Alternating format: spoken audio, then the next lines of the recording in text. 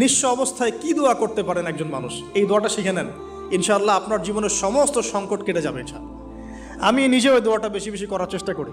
দোয়াটা হচ্ছে, মুসা আলাইহিস সালাম একটা গাছের নিচে হেলান দিয়ে বসলেন, বসে দেখলেন দুইজন মেয়ে দাঁড়িয়ে আছে দূরে, পানি নিতে পারছে না, লোকজন পানি নিয়ে যাচ্ছে, ওরা দাঁড়িয়ে আছে বেচারি। মুসা আলাইহিস সালাম গিয়ে বললেন, কি সমস্যা আপনাদের? এটা নিয়ে আপনারা আবার মেয়েদের সাথে কথা বলার চেষ্টা করেন না, ঠিক আছে? তো মাহারাম গায়রা মাহারাম মেনে চলে।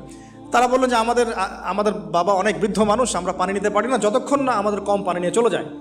মুসা আলাইহিস সালাম তো একটু বললাম না, ফিজিক্যালি খুব স্ট্রং ছিলেন, থাকে না বডি বিল্ডার, সামনে গিয়ে কথা বলে সরো পানি নিতে দাও, তখন মানুষ একটু মূল্যায়ন করে না। তো মুসা আলাইহিস সালাম এভাবে পানি নিয়ে দিলেন এবং বাছুরদেরকে পানি পান করালেন, করিয়ে গাছের নিচে এসে বসে আছেন। বসে বসে তিনি দোয়া করছেন, এই যে দোয়াটা তিনি দোয়া করছেন, রব্বি, একটা নেক কাজ করলেন, নেক কাজ করলেন না, মানুষের উপকার করলেন, নেক কাজ করে এসে গাছের নিচে বসে দোয়া করছেন।